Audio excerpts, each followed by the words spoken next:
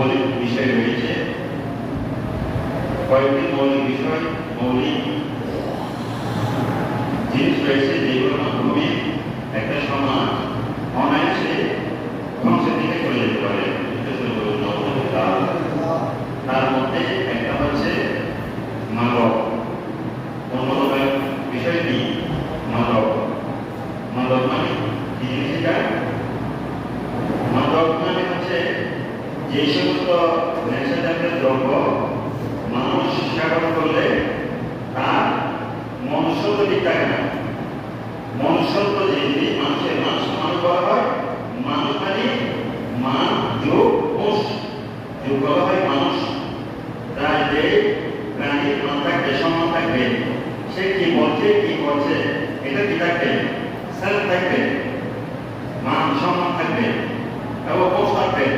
আমি কোন জায়গার মধ্যে, কোন প্লেসের মধ্যে, কোন স্থানের মধ্যে কোন কথা বললে আমার মান থাকবে, ইজ্জত আমার সম্মান থাকবে, এই জিনিসটা সে ডিটারমাইন করা, সে পার্থক্য করা কি থাকবে, তার ধ্যান থাকবে।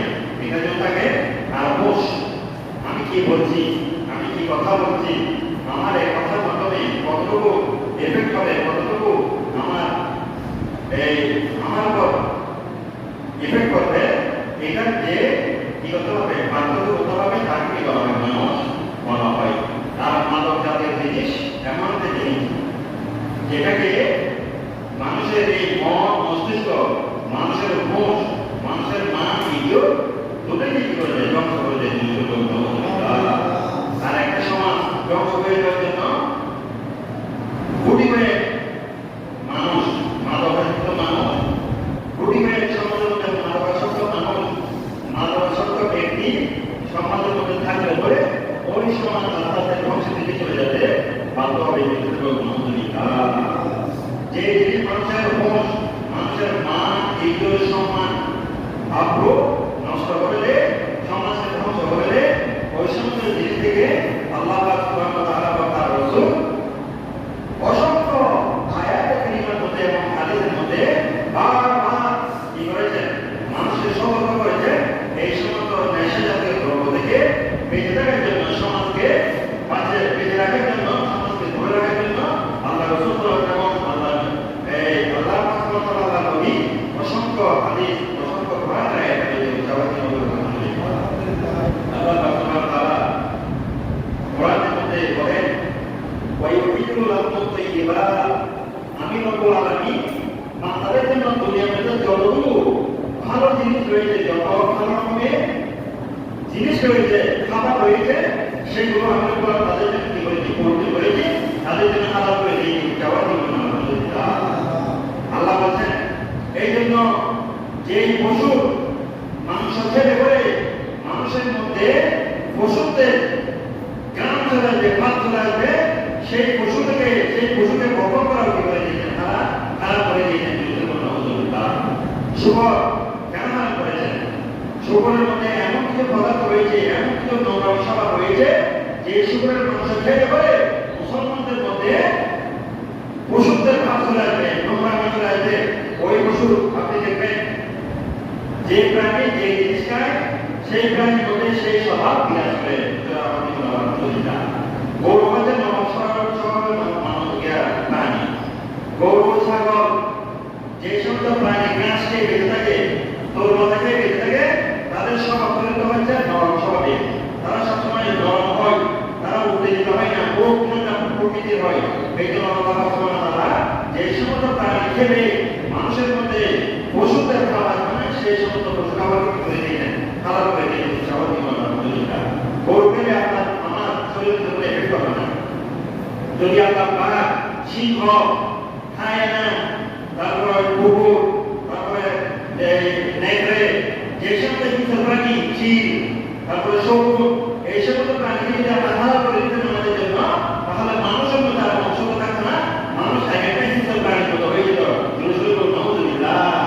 আজকে ইহুদি নাসারা বিধর্মী যারা রয়েছে, তারা এই সমস্ত পশু ভক্ষণ করছে বিদায় তাদের মধ্যে পশুদের স্বভাব, তাদের মধ্যে পশু, হিংস্র বাঘ, সিংহ, কুকুর, নেকড়ে, শুকর, এই সমস্ত নোংরা প্রাণীদের স্বভাব তাদের অন্তরে ঢুকে গেছে। আজকে পৃথিবীর মধ্যে তারা এত অত্যাচার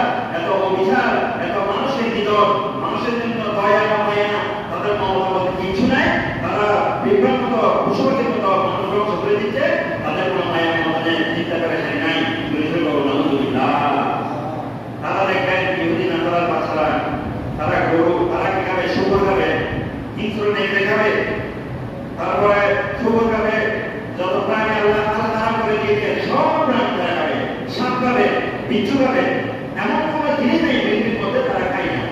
অতএব তাদের মধ্যে তারা এগুলো খাওয়ার কারণে তাদের মধ্যে হিংস্র বা এই দুটি নাতার বাচ্চারা আছে, সবাই মানে কোটি কোটি মানুষ বিভিন্ন এত রোগ শরীরে চালাচ্ছে, তাদের মধ্যে দয়া হয় না। এই জন্য তাদের মধ্যে এই সমস্ত প্রাণী কি হয়েছে, এই প্রাণী মানুষের নির্যাস নৌকাকে তাদের অন্তরের মধ্যে বাসা বেঁধেছে, সেই জন্য তাদের মধ্যে কোনো দয়া নেই। অতএব মুসলমানদের যদি এগুলো হালাল নয়, সেই জন্য মুসলমানদের দ্বারা কোনো মানুষকে আক্রান্ত করা, মুসলমানদের দ্বারা কোনো মানুষকে অত্যাচার করা, কোনো একটা দেশের মধ্যে বোমা ফেলা, কোনো একটা মানুষকে দেশকে জবরদস্তি করে দখল করা, এই সমস্ত সভা মুসলমান রাষ্ট্রের মধ্যে মুসলমানদের মধ্যে আপনি কেমন পর্যন্ত দেখতে পাবেন না। জগৎগুলো আলহামদুলিল্লাহ, সেখানে আল্লাহ বিধানের প্রভাব। আল্লাহ বিধান করে দিয়েছে যে ইউহিদুল রহমত এবার তোমাদের জন্য আমি পবিত্র জিনিসকে হালাল করে দিয়েছি। গরুর মাংস খেতে পারবে, গরুর জিনিস হলো নাই। ছাগলের মাংস খেতে পারবে, ছাগল নরম প্রাণী, নরম হৃদয়ের প্রাণী।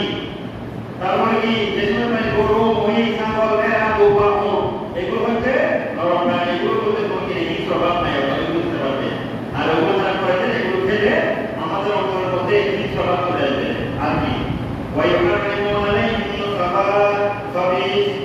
আর আমি তোমাদের জন্য দুষ্ট জাতীয় প্রাণী, দুষ্ট জাতীয় যে সমস্ত প্রাণীর মধ্যে দুষ্টতার ভাব রয়েছে, যে সমস্ত প্রাণীর মধ্যে হিংসা ভাব রয়েছে, যে সমস্ত জিনিসের মধ্যে তোমাদের অন্তর মধ্যে যে এরকম প্রভাব রয়েছে, ওই সমস্ত জিনিস থেকে তোমাদেরকে হারাম করে দিলাম। আলহামদুলিল্লাহ, মুসলমানরা যে সমস্ত জিনিস খেতে পারবে না, সব জিনিস খেতে পারবে না। বাচ্চা বাচ্চা বেঁচে বেঁচে যে সমস্ত জিনিস শরীরের জন্য উপকারী, আল্লাহ সুবহানাহু ওয়া তাআলা 1400 বছর আগে বলে গিয়েছেন, এই সমস্ত জিনিস খেতে পারবে, এই সমস্ত জিনিস খেতে পারবে না। আল্লাহ বলেছেন এগুলো এই প্রাণীগুলো খেতে পারবে, এই প্রাণীগুলো খেতে পারবে না। তখন বিজ্ঞান এত ডেভেলপ হয় নাই, সেই জন্য আল্লাহ রাসূল তাদেরকে বিজ্ঞানের ভাষায়, বিজ্ঞান এত ডেভেলপ হয় নাই যে তাদেরকে বিজ্ঞানের থিওরি দিয়ে বোঝায় নাই। যার আল্লাহ রাসূল বলেছেন এটা তোমাদের জন্য ভালো নয়, খারাপ। আল্লাহ রাসূল বলেছেন খারাপ, এই কারণটা আল্লাহ রাসূল না করেছেন, সেটা থেকে একসাথে বলে দিয়েছেন। আলহামদুলিল্লাহ, তারপরে ব্যাখ্যা করে দেখে ইয়া রাসূলুল্লাহ এটা গেলে আমাদের কি জন্য সমস্যা হবে, এটা গেলে কি জন্য উপকার হবে, এগুলো প্রশ্ন তারা করে নাই। কিন্তু আধুনিক বিজ্ঞান এত ডেভেলপ হয়েছে, আল্লাহ রাসূল সাল্লাল্লাহু আলাইহি ওয়াসাল্লামের প্রত্যেকটা হাদিস গবেষণা করে তারা বের করেছে যে আল্লাহ রাসূল এবং আল্লাহ পাক সুবহানাহু ওয়া তাআলা আমাদের জন্য যে সমস্ত প্রাণী খারাপ করে দিয়েছেন, যে সমস্ত জিনিস পবিত্র করে দিয়েছে, সেগুলোর মধ্যে বিজ্ঞানের 100% উপকারিতা রয়েছে। আর যেগুলো খারাপ করে দিয়েছে সেগুলোর মধ্যে বিজ্ঞানের 100% ক্ষতিকর প্রভাব রয়েছে। সেই জন্য এগুলো আল্লাহ রাসূল খারাপ করে দিয়েছেন। আলহামদুলিল্লাহ, সুতরাং আল্লাহ রাসূল যেগুলো খারাপ করেছেন সেগুলো দিকে যাওয়া যাবে না। তার মধ্যে একটা জিনিস খারাপ করেছেন, সেটা হচ্ছে মদ, শরাব জাতীয় জিনিস, নেশা জাতীয় জিনিস। যে সমস্ত জিনিস খেলে মাথার মস্তিষ্ক কি হয়ে যায়, বিকৃত হয়ে যায়, বিগড়ে যায়। মা বাবা ভাই বোনের মধ্যে কোনো পার্থক্য থাকে না। আপনি যখন নেশা জাতীয় জিনিস খাবেন, ইয়াবা খাবেন, তারপরে এই বিভিন্ন ফেন্সিডিল, নেশা জাতীয় জিনিস, যে সমস্ত জিনিস খেলে মানুষের মস্তিষ্ক বিকৃত হয়ে যায়, সেগুলো খারাপ করেছেন কি জন্য? এগুলো খেলে মানুষের মস্তিষ্ক ঠিক থাকে না। মায়ের সাথে কি আচরণ করবে সেটা ঠিক থাকে না, স্ত্রীর সাথে কি আচরণ করবে, ভাইয়ের সাথে কি আচরণ করবে, বোনের সাথে কি আচরণ করবে সেটা ঠিক থাকে না। সেই বিকৃত মস্তিষ্কের অংশ হয়ে সে পশুর আচরণ করতে থাকে। সেই জন্য এই সমস্ত নেশা জাতীয় দ্রব্য, মাদক জাতীয় দ্রব্য থেকে আল্লাহ তাআলা রাসূল বলেছেন মানুষকে দূরে রাখতে বলেছেন। আলহামদুলিল্লাহ, এই জন্য আল্লাহ বলেন ويدعونهم إثرهم والأغلاط التي كانت عليهم আল্লাহ রাব্বুল আলামিন এই সমস্ত জিনিসকে ক্ষতিকর প্রভাব, যে সমস্ত জিনিস মানুষের মনের মধ্যে মস্তিষ্কের মধ্যে প্রভাব ফেলে, ক্ষতিকর জিনিস থেকে আমাদেরকে হেফাজত থাকতে বলেছেন। والأغلاط التي كانت عليهم, আর এই সমস্ত জিনিসকে বলে আমাদের মস্তিষ্কের উপর প্রভাব ফেলে, আমাদের মস্তিষ্ককে বিকৃত করে, ওই সমস্ত নেশা জাতীয় দ্রব্য থেকে মানব জাতিকে বিরত থাকতে বলছেন। আলহামদুলিল্লাহ, তাহলে আমাদের সমাজ, আমাদের যুবক ভাইয়েরা, যে সমস্ত যুবক ভাইয়েরা নেশা জাতীয় দ্রব্য থেকে, নেশা জাতীয় জিনিসের দিকে ধাবিত হয়ে যাচ্ছে, যে সমস্ত সমাজ নেশা জাতীয় জিনিসের দিকে ধাবিত হয়ে যাচ্ছে, সেই সমাজকে আর ভালো সমাজ, সেই সমাজকে আর সুন্দর সমাজ থাকবে নাকি সেটা ধ্বংসের দিকে চলে যাবে। আইয়ামে জাহিলিয়াতের মধ্যে মানুষ, আইয়ামে জাহিলিয়াত আল্লাহ রাসূলের দুনিয়াতে বশীকরণের আগে যুগে আইয়ামে জাহিলিয়া বলা হয়। এই যুগে আইয়ামে জাহিলিয়া কি জন্য বলা হয়? তারা কি শিক্ষিত ছিল না সেজন্য? আইয়ামে জাহিলিয়া যুগের মধ্যে এমন এমন কবিরা ছিল যে কবিদের সামনে পৃথিবীর কোনো শিক্ষিত কোনো দার্শনিক দাঁড়িয়ে কয়েকটা কবিতা বলবে, কয়েকটা কথা বলবে, কয়েকটা বাক্য বলবে, তর্ক বিতর্ক করবে। এরকম ক্ষমতা, এরকম শিক্ষা, এরকম দীক্ষা, এরকম লেখাপড়া কোনো পৃথিবীর কোনো মানুষের কাছে ছিল না। যে সময় আইয়ামে জাহিলিয়া মানুষের আল্লাহ রাসূলের আগমনের পূর্বে আরবের মানুষদের যে জ্ঞান ছিল, সুতরাং তাদের একটা জ্ঞান পরিমাণ থাকার পরেও তারা কেন আইয়ামে জাহিলিয়া লোক ছিল? তারা কেন অবদান? কারণ তাদের সমাজের মধ্যে মদ ছিল, তাদের সমাজের মধ্যে জুয়া ছিল, তাদের সমাজের মধ্যে নিজেরা বেরিয়ে ছিল, জানাতিরা বেরিয়ে ছিল, খুনামিনে ছিল, রাজানি ছিল। তারা সবাই উচ্চ স্তরের দার্শনিক ছিল, কবি ছিল, সাহিত্যিক ছিল। থাকার পরেও তাদের সমাজের মধ্যে মদের প্রসার ছিল। তারা মদ খেতে বেশি, তারা জুয়া খেতে বেশি, তারা বেরিয়ে করত। তাদের সমাজের মধ্যে কি ছিল না? বিদ্যমান কোনো তোয়াক্কা ছিল না, বিদায় তাদেরকে আইয়ামে জাহিলিয়া যুগ বলা হতো। চাওয়া দিব নাউযুবিল্লাহ। সুতরাং দেখা যায় তাদের সমাজের মধ্যে মাদকের প্রসারিত ছিল বিদায়, মাদকের কারণে তাদের সমাজের মধ্যে মানুষের মধ্যে কি ছিল না? মন মস্তিষ্ক তাদের বিকৃত ছিল, সেই জন্য তাদেরকে আইয়ামে জাহিলিয়া যুগ বলা হতো। কিন্তু তাদের মধ্যে উচ্চস্তরের দার্শনিক ছিল, কবি ছিল, সাহিত্যিক ছিল, সবাই ছিল। থাকার পরেও তাদেরকে আইয়ামে জাহিলিয়া যুগ বলা হতো, কারণ তাদের মধ্যে মদের প্রসারিত ছিল।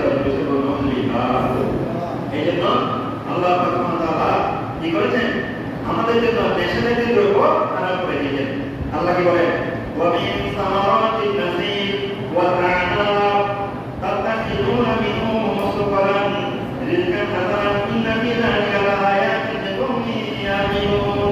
সূরা নাহলের মধ্যে বলেছেন আল্লাহ, তোমরা সামারাতিন ফল-ফলাদি থেকে এবং খেজুর থেকে, আঙ্গুর থেকে তোমরা কি করে থাকো? নেশাজাতীয় জিনিস গ্রহণ করে থাকো। আর ওই মধ্যে মানুষের কি হতো? খেজুরকে, আঙ্গুরকে এবং এই আর কি খেজুর, আঙ্গুর বিভিন্ন ফলকে পচিয়ে, অনেকদিন ধরে পচে, সেখান থেকে মদ বানাতো। তারা কি বানাতো? মদ। আমাদের দেশে যেভাবে মশাবাদকে কি করে পচিয়ে ভাত দিয়ে নেশাজাতীয় জিনিস মদ বানানো হতো, তখনকার যুগে এগুলো বানানো হতো। তারা কিন্তু উদ্দেশ্য মানে তারা ফল দিতে বানায়, আমাদের দেশে বানায় কি মশাবাদ থেকে। কিন্তু তারাও বানাতো, আরবের মানুষেরা কি বানাতো? তারা না খেজুর থেকে বানাতো, আঙ্গুর থেকে, এগুলোকে পচিয়ে দু চার দিন থেকে তারা কি বানাতো? মদ বানাতো। কিছু কিছু মদ ছিল সেগুলো মস্তিষ্ক, তাদের মস্তিষ্ক বিক্রি করতো না, তারা বেশি দিন পচাতো না। তারা সেগুলো শক্তির জন্য, যুদ্ধের জন্য, শক্তি করার জন্য খেত। সেগুলোর মধ্যে কি ছিল না? নেশাজাতীয় থাকতো না। কিন্তু যেগুলোকে তারা নেশাজাতীয় হিসেবে কথা, এগুলোকে অনেকদিন গামলার মধ্যে রেখে পচিয়ে তারা নেশাজাতীয় জিনিস বানাতো। এগুলোকে আল্লাহ রাব্বুল আলামিন তাদের জন্য কি বলেছেন? তোমরা যে নেশাজাতীয় জিনিসগুলো বানাও, সেগুলো তোমাদের জন্য আমি হারাম করলাম। ইসলামের প্রথম যুগে আল্লাহ সুবহানাহু ওয়া তাআলা তাদেরকে বিভিন্নভাবে কি বলেছেন? বিভিন্নভাবে, যেহেতু তারা আইয়ামে জাহিলিয়া থেকে এই মদ নেশাজাতীয় জিনিসে আসতেন, হঠাৎ করে যদি একটা বিধান তাদের উপর নাযিল করে দেওয়া হয়, তারা তো কবি হয়ে যাবে। আইয়ামে জাহিলিয়ার মধ্যে অনেক সাহাবায়ে কেরামরাও কি ছিল? এই সমস্ত নেশাজাতীয় নয়, মানে নেশা ছাড়াও কি হতো? তারা এই সমস্ত মদ খেত। কিন্তু হঠাৎ করে যদি তাদের উপর মদ খারাপ করে দেওয়ার বিধান নাযিল হতো, তাদের জন্য বন্ধ হয়ে যেত। সেজন্য আল্লাহ পাক তাদের জন্য ধাপে ধাপে কি করে মদ খারাপ করে দিলেন। চাওয়াতি বললাম আলহামদুলিল্লাহ। সুতরাং আল্লাহ বলছেন, তোমরা যে খেজুর থেকে, তারপর আঙ্গুর থেকে নেশাজাতীয় জিনিস বানাও, সেটা তোমাদের শরীরের জন্য সামান্য উপকার করলেও উপকার থেকে তোমাদের অপকার, ক্ষতি বেশি করে। অর্থাৎ এইসব আঙ্গুর থেকে তোমরা যে রস দিয়ে যে মদ বানাও, এটা শরীরের জন্য সামান্য উপকার করে, শক্তি হয়, ঠিক আছে। কিন্তু শক্তি থেকেও তোমাদের জন্য এটা খারাপ, এটা তোমাদের জন্য শরীরের জন্য ক্ষতি বেশি করে। জন্য তোমাদের শরীরকে ওই মদ, ওই মাদক, ওই নেশাজাতীয় মদ তোমাদের মস্তিষ্ককে বিকৃত করে দিয়ে তোমাদেরকে তোমাদের বিভিন্ন রোগের প্রাদুর্ভাব তোমাদের শরীরের মধ্যে জমা পেতে ফেলে। চাওয়াতি বললাম সেই জন্য আমরা বলেন ওয়ারিদাকা হাসানান, তোমাদের জন্য এখানে আল্লাহ পাক সুবহানাহু ওয়া তাআলা ভালো রিজিক রেখেছেন। তোমরা যদি এগুলোকে মদ ছাড়া যদি খাও, আঙ্গুর যদি মদ বানানো ছাড়া খাও, খেজুর যদি মদ বানানো ছাড়া খাও, তাহলে তোমাদের জন্য এর মধ্যে উপকার রয়েছে। আর তোমরা যদি এই খেজুরকে যাও, তাহলে তোমাদের জন্য উপকারের চাইতে অপকার বেশি হবে, ক্ষতি বেশি হবে। আল্লাহ তারা খারাপ করে নাই প্রথমে, যেহেতু জাহিলিয়া যুগে প্রথম দিকে ইসলাম যখন এসেছিল, তারা অনেক সাহাবায়ে কেরামকে কি হতো, ওই আঙ্গুরের রস দিয়ে ওই মদের বোতল যেটা বানাতো সেটা খেত। কিন্তু হঠাৎ করে যদি ইসলাম যদি বলে যে তোমরা এটা খেতে পারবে না, তারা বলতো যে আমরা তো তাহলে ইসলাম মানি না, তবুও আমরা এটা খাবো। দেখবেন একটা নেশাজাতীয় জিনিস একবার যদি মানুষের অভ্যাস হয়ে যায়, একটা বিড়ি সিগারেট একবার অভ্যাস হয়ে গেলে, আপনি তাদের যদি হঠাৎ করে বলতে, ডাক্তার যদি বলতে তুমি এখন বিড়ি ছেড়ে দাও, সিগারেট ছেড়ে দাও, সে কখনো ছাড়তে পারবে না। 20 বছর 30 বছর যে জিনিস খেয়েছে একদিন কি ছাড়তে পারে?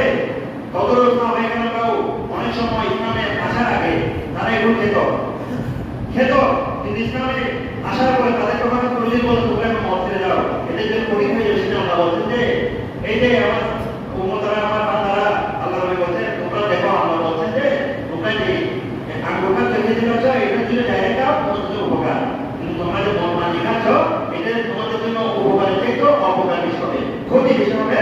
সুতরাং তোমরা এটা থেকে আস্তে আস্তে যাবে বলে যাবো প্রথম বলবে। এটা সাহাবায়ে কেরামদেরকে আল্লাহ পাক কোরআনের আয়াত নাযিল করে একটু বলবেন। এরপরে যখন এটা নাযিল করলেন, এরপরে অনেক সাহাবায়ে কেরামরা, অনেক মুসলিম যারা নতুন মুসলমান হয়েছে, তারা রাসূলের কাছে আসলেন, ইয়া রাসূলুল্লাহ, যে ইয়াসআলুনাকা আনিল খামরি ওয়াল মাইসির, তারা জিজ্ঞেস করলো যে ইয়া রাসূলুল্লাহ, আমাদের একটু মদ এবং জুয়া সম্পর্কে বলেন। অর্থাৎ তারা আপনার কাছে এসে জিজ্ঞেস করবে, বলছে যে মদ এবং জুয়া সম্পর্কে আমাদের একটু বলেন, কিন্তু উপকার কি, ক্ষতি কি, মদে এবং জুয়ার মধ্যে মানুষের উপকার কি রয়েছে, ক্ষতি কি রয়েছে, আমাদেরকে একটু বলেন। এটা আল্লাহ কোরআনের মধ্যে বলছেন, এই যে সাহাবায়ে কেরামরা এসে বা মুসলিম যারা আছে তারা বলে, আল্লাহ পাক সুবহানাহু ওয়া তাআলা এই সাহাবায়ে কেরামরা যখন মুসলমান যারা আল্লাহ রাসূলকে এসে এই প্রশ্নটা বললেন যে হে আল্লাহ রাসূল, আমাদেরকে বলেন মদ এবং জুয়ার মধ্যে কি উপকার রয়েছে, কি ক্ষতি রয়েছে। তখন আল্লাহ রাসূলকে শিখিয়ে দিয়েছেন, কোন হে রাসূল আপনি বলে দিন। কি বলছেন? কোন আপনি বলে দিন, ফীহিমা ইসমুন, মদ এবং জুয়ার মধ্যে তোমাদের জন্য গুনাহ রয়েছে, পাপ রয়েছে। তোমরা যদি মদ খাও, জুয়া খাও, তোমাদের জন্য কি হয়েছে, গুনাহ হবে, পাপ হবে। আর কি ইসমুন কাবীরুন ওয়া মানাফিউ লিন-নাস, আর এই মদ এবং জুয়ার মধ্যে তোমাদের জন্য সামান্য উপকার রয়েছে। কি রয়েছে? মদের মধ্যে, জুয়ার মধ্যে কি মানুষের জন্য বড় পাপ রয়েছে, পাপটা বড় কিন্তু উপকারটা কম। আল্লাহ বলেছেন যে ওয়া মানাফিউ লিন-নাস ওয়া ইসমুহুমা আকবারু মিন নাফিহিমা, তোমাদের মধ্যে, তোমাদের জন্য মদ এবং জুয়ার মধ্যে যে উপকার রয়েছে তার থেকে বেশি গুনাহ রয়েছে, পাপ রয়েছে। সুতরাং তোমরা এটা থেকে দূরে থাকো। উচ্চারণে বলুন আলহামদুলিল্লাহ। দেখেন আল্লাহ যদি এখানে যদি ডাইরেক্ট বলে দিতেন যে তোমাদের জন্য মদ এবং জুয়া না করে দিলাম, ডাইরেক্ট বড় ভাবে বলে দিত, তখন তারা বিগড়ে যেত, অনেক দিনের স্বভাব এটা ছেড়ে যাওয়া, তারা কঠিন হয়ে যেত। সাথে সাথে নারী করে দেখে খারাপ করে দিলাম, খারাপ করে নেই। বলছেন যে তোমাদের জন্য মদ এবং জুয়ার মধ্যে সামান্য উপকার রয়েছে, কিন্তু পাপ এবং গুনাহ বেশি। সুতরাং তোমরা এটা থেকে দূরে থাকার চেষ্টা করো। কি উপকার?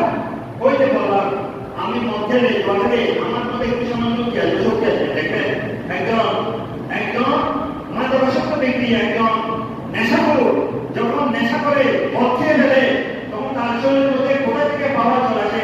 তাকে যদি একটা বড় ব্যক্তির মধ্যে যদি ফেলে দেয়, তখন সে মারা যাবে, ওই ব্যক্তি থেকে উঠে চলে আসবে, কিন্তু যন্ত্রণার মধ্যে মৃত্যু হবে পরে। কিন্তু সে দেখবেন ওই ব্যক্তি থেকে গরম পানি ব্যক্তিটা যদি আপনি ফেলেও দেন, তাহলে দেখবেন সেখান থেকে সে উঠে চলে আসবে, কিন্তু যন্ত্রণা হতে পরবর্তী মৃত্যু হতে পারে। তবুও তার মধ্যে একটা পাওয়ার চলে আসে। এই পাওয়ারটা ক্ষণিকের জন্য, সাময়িকের জন্য শক্তি চলে আসবে, কিন্তু এই শক্তিটা তার দীর্ঘস্থায়ী নয়। তার এই শক্তি তার হাতের ব্লকরে বিশ্বাস করে দিবে, লিভার বিশ্বাস করে দিবে, তার ভিতরের মধ্যে যে অংশগুলো রয়েছে সব অংশকে ধ্বংস করে দিবে। অ্যালকোহল, নেশা জাতীয়, মাদক জাতীয়, ইয়াবা, তারপর পেন্সিল, যত নেশা জাতীয় জিনিস মানুষকে সাময়িক শক্তি দিবে, কিন্তু সেটা মানুষের ক্ষতি শক্তি চাইতেও উপকারের চাইতেও বেশি ক্ষতি করবে। সেই জন্য আল্লাহ বলছেন যে তোমরা এটা থেকে দূরে থাকো।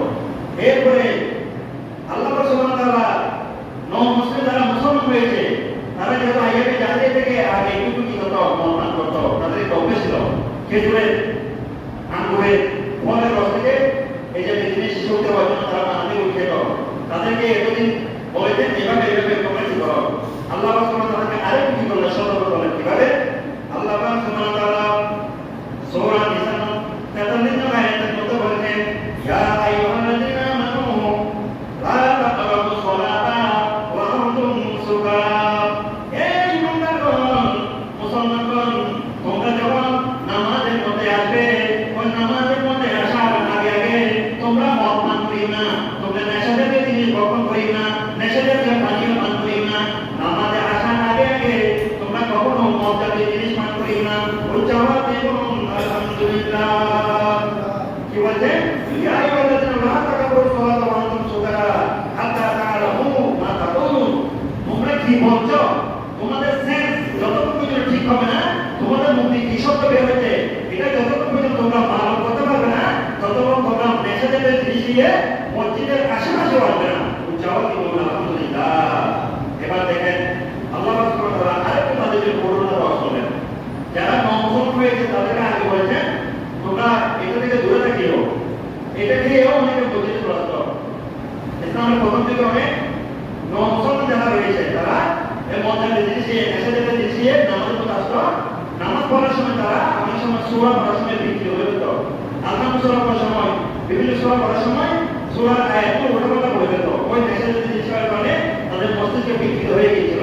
সেই জন্য আল্লাহ সুবহানাহু তাদের জন্য বলেন, ইয়া আইয়ুহাল্লাযীনা আমানু, হে ঈমানদারগণ, তোমরা এখনো পর্যন্ত যারা মদ খেয়ে আসছো, নেশাজাতীয় জিনিস খেয়ে আসছো, লা তাকরাবুস সালাতা, তোমরা নামাজের আশেপাশেও আসিও না, নিকটবর্তী হইও না।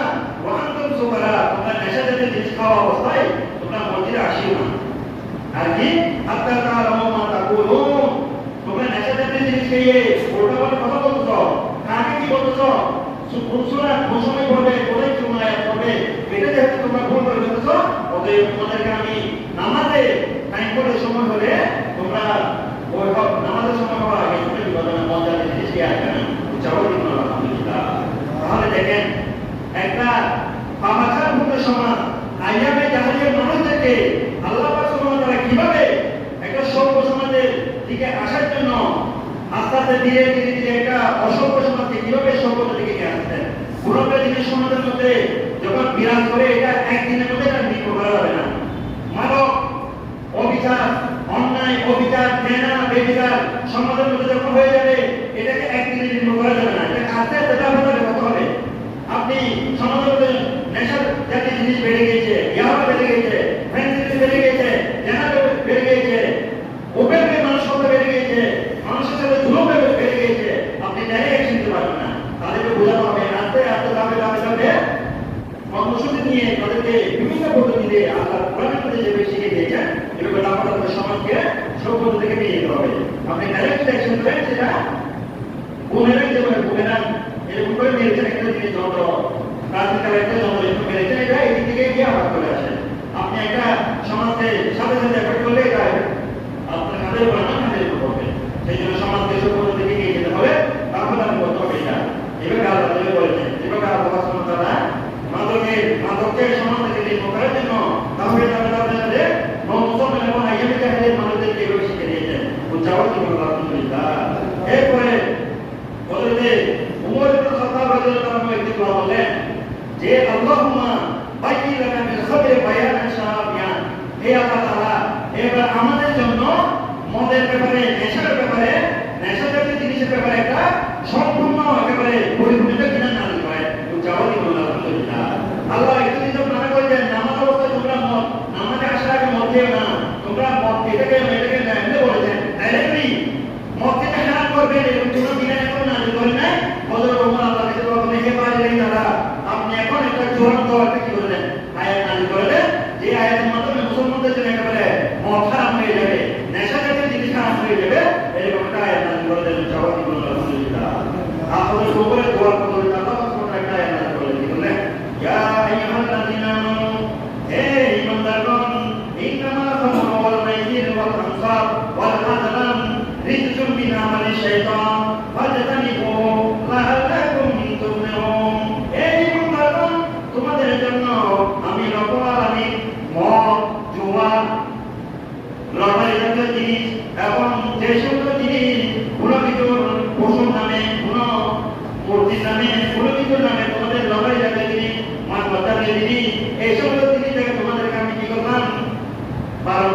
নিষেধ করলাম, এগুলো হচ্ছে শয়তানের কাজ। এগুলো কি কিসের কাজ? শয়তানের কাজ। আল্লাহ ডাইরেক্ট করে না তবে হে মানুষ তোমরা এখন থেকে মদ, জুয়া, তারপর লটারি জাতীয় জিনিস, এগুলো বলা আসলাম বলা আমসা বলা আসলাম মানে আগেকার জিনিস কি হতো? আগেকার মানুষেরা মূর্তির নামে, তাদের ভগবানের নামে বিভিন্ন ভৌগোলিক সমাজ তারা কি করতো? বিভিন্ন রকম জিনিস কি করে দিত? মানুষকে ছেড়ে দিত। এটা আমার ভগবানের নামে, রাতের নামে, মানাতের নামে, উজ্জার নামে এই পশুরা কি করে ছেড়ে দিলাম। এটা তারা ভালো মনে করতো। এই সমস্ত জিনিস থেকে আজকে থেকে তোমাদের কি করলাম? এটা আমি নিষেধ করলাম। ঋতুসঙ্গী নামের শয়তান, এগুলো হচ্ছে শয়তানের অপবিত্রতা, শয়তানি গান। সুতরাং তোমরা এগুলো দূরে থাকো। ভালো জানি গো, তোমরা সেগুলো দূরে থাকো, লাল তোমাদের যে উপকার আছে। সুতরাং দেখা যায় কতটা উমর ওদেররা দোয়া বদলতে আল্লাহ তাআলা এই কোরআনে আয়াত নাযিল করলেন যে তোমরা এগুলো থেকে দূরে থাকো। এরপরে আল্লাহ সুবহানাহু ওয়া তাআলা বিভিন্ন ভাবে কোরআনে আয়াত নাযিল করে ধাপে ধাপে ধাপে ধাপে মৌখিক করেছেন, হারাম করেছেন। আবার রাসূল সাল্লাল্লাহু আলাইহি ওয়াসাল্লাম সমাজ থেকে মদ, নেশাজাতীয় জিনিস, এই সমস্ত যেগুলো সমাজের যুবকদের মন মস্তিষ্ক বিকৃত করে দেয়, যুবকের যে যুবক youth is the golden period of life, যে যুবকের যৌবনকালীটা সবথেকে উত্তম সময়, সেই যুবকের উত্তম সময়কে যে নেশাজাতীয় জিনিস ধ্বংস করে দেয়, সেই যুবককে কি করে দেন? নেশাজাতীয় জিনিস থেকে ছেড়ে আসার জন্য, ছেড়ে এসে একটা সুন্দর জীবন গঠন করার জন্য আল্লাহ রাসূল সাল্লাল্লাহু আলাইহি ওয়াসাল্লাম অনেক হাদিস বর্ণনা করেছেন। আলহামদুলিল্লাহ, এখানে আল্লাহ রাসূল বলতেন আলা ইন্নাল খামরা কদ হুররিমা, সাবধান সাবধান, তোমাদের জন্য মদ জাতীয় নেশাজাতীয় জিনিস আমি রাসূল হারাম করে দিলাম। আলহামদুলিল্লাহ। তাহলে আমি যদি রাসূলের উম্মত দাবি করি, আমি যদি রাসূলের একজন উম্মত দাবি করি, আমি তো রাসূলের কথা, রাসূলের হাদিস উপেক্ষা করে, রাসূলের হাদিসকে পিছনে ফেলে দিয়ে আমি মদের এই মাদকের পিছনে, নেশাজাতীয় জিনিসের পিছনে ছুটলে কিয়ামতের ময়দানে আল্লাহ রাসূল আমাকে ওনার উম্মত বলে স্বীকৃতি দিবে না তো? আমি শুধু রাসূলের উম্মত বলে রবিউল আউয়াল মাসে আমি কি করলাম? পাগল হয়ে গেলাম। রাসূলের উম্মত বলে রাসূলের আগমন বলে কত থেকে আমাদের মাঝে রাসূল আমাকে তার উম্মত স্বীকৃতি দিবে না। আমি তো তোমাকে বললাম নেশাজাতীয় জিনিস থেকে দূরে থাকার জন্য, তুমি তো আমার পিছনে দৌড়াবে না, তুমি হচ্ছো মদের পিছনে, নেশার পিছনে, ইয়াবার পিছনে। সুতরাং তোমাকে আমি আমার উম্মত বলে স্বীকৃতি দিতে চাই না। এই জন্য আল্লাহ রাসূল আরো বলেন লা তাশরাবুল খামর ফাইন্নাহা বিদাউ কুল্লি শাই, তোমরা নেশাজাতীয় জিনিসের নিকটবর্তী হও না। কেননা এই নেশাজাতীয় জিনিসগুলো, নেশাজাতীয় পানীয়গুলো, ইয়াবা, ফেন্সিডিল, তারপরে নেশাজাতীয় জিনিস, এগুলো হচ্ছে সমস্ত পাপের মূল। উচ্চাবাদী বলুন নাউযুবিল্লাহ। আপনি যখন নেশাজাতীয় জিনিস খেয়ে ফেলবেন, আপনার মস্তিষ্ক বিকৃত হয়ে যাবে। আপনি যখন দাঁড়াকে দা দিয়ে একজনকে ফুটিয়ে ফেলবেন, আপনি যখন আপনার মার সামনে আপনার মাকে কি করবেন? অত্যাচার করবেন। আপনার স্ত্রীর সামনে স্ত্রীকে অত্যাচার করবেন, ছেলের সামনে ছেলেকে অত্যাচার করবেন, পাড়া পড়শি আপনার পাশে গেলে আপনি তাকে গালগালাজ করবেন, মারবেন, অত্যাচার করবেন। কেননা এই একটা নেশাজাতীয় জিনিস থেকে হাজার হাজার পাপ সৃষ্টি হবে। সেই জন্য আল্লাহ সুবহানাহু ওয়া তাআলা এই নেশাজাতীয় জিনিস থেকে আমাদের বিরত থাকতে বলেছেন। আর একটা হাদিসের মধ্যে রয়েছে লাআনাল্লাহু খামরা ওয়া শারিবুহা, আল্লাহ সুবহানাহু ওয়া তাআলা যারা মদ পান করে, নেশাজাতীয় জিনিস পান করে, তাদের উপর লানত কি করেছেন? নাযিল করেছেন। তাদের উপর গজব নাযিল করেছেন। তাদের উপর আল্লাহ গজব, লাআনাল্লাহু, আল্লাহ লানত দিয়েছেন তাদেরকে যারা মদ পান করে। আর কি ওয়া শারিবুহা, যারা পান করে, ওয়া সাকিহা, যারা কি করে মানুষকে মদ খাওয়ার জন্য মদ ঢেলে পান করেন, তাদেরকেও লানত দিয়েছেন। ওয়া বাইহা, যারা মদ বিক্রি করে তাদেরকেও লানত দিয়েছেন। ওয়া মুবাইহা, যারা মদ কিনে আনে তাদেরকেও লানত দিয়েছেন। আর কি ওয়া আসিলুহা, যারা পাক থেকে, আঙ্গুর থেকে, ফল থেকে চিবে চিবে মদ আনে তাদেরকেও লানত দিয়েছেন। ওয়া মুতাজিহা, যারা আঙ্গুর দিয়ে, মশলা দিয়ে এই মদ বানানোর জন্য সহযোগিতা করেছেন, তাদেরকেও কি করেছেন? লানত দিয়েছেন। ওয়া হামিলহা, যারা মদ বানিয়ে বোতলজাত করে মানুষের দ্বারা মসজিদ দিতে গাড়ি করে তাদেরকেও লানত দিয়েছেন, বহন করে নিয়ে যায়। ওয়াল মাহমুলাতি, যারা গাড়ি থেকে নামায় দোকান কথা বলে দেয়, হ্যাঁ আমরা তাদেরকে হেদায়েত বলি, তাদেরকেও লানত দিয়েছেন। এটা একটা হাদিসের কথা। আর কি এভাবে দেখেন, যারা মদ বানায়, যারা মদ সরবরাহ করে, যারা দোকানে দিয়ে আসে, যারা বহন করে, চিপে বানায়, হাত চিপে বানায়, পচিয়ে বানায়, যারা ট্যাক্সি দিয়ে সহযোগিতা করেছে, দোকান দিয়ে সহযোগিতা করেছে, দোকান ভাড়া দিয়ে সহযোগিতা করেছে, যারা গভর্নমেন্ট ভাড়া দিয়ে সহযোগিতা করেছে, যারা নাইট ক্লাব আমাদের সহযোগিতা করেছে, প্রত্যেকটা সম্প্রদায়ের জন্য আল্লাহ সুবহানাহু ওয়া তাআলা দান দিয়েছেন। সুতরাং নেশাজাতীয় জিনিস মারাত্মক জিনিস, একটা সমাজকে ধ্বংস করে দেওয়ার জন্য এই একটা নেশাজাতীয় জিনিসই যথেষ্ট। আমি সংক্ষেপে বলেছি একটা বড় হাত সেখানে বলেছেন ওমান শারিকাল খামরা ওয়াসাক্কারা লাম তুকবাল লাহু সালাতা, যে ব্যক্তি একটু কি করলো, মদ পান করলো, ওয়াসাক্কারা নেশা হলো, নেশার উদ্রেক হলো, লাম তুকবাল লাহু সালাতা আর বাহিনা সাবাহা, যে ব্যক্তি একটু মদ দিয়ে নামাজ পড়তে আসলো, সেই ব্যক্তি 40 দিনের ইবাদত আল্লাহ সুবহানাহু ওয়া তাআলা কবুল করবেন না। নাউযুবিল্লাহ। প্রথম বলছেন এখানে লম্বা হাত আমি বলছি না, আয়াত বলছি না, সময় সঙ্গে যে ব্যক্তি একবার পান করলো, পান করার পর সে 40 দিন ধরে নামাজ পড়লে তার 40 দিনের নামাজ আল্লাহ কবুল করবেন না।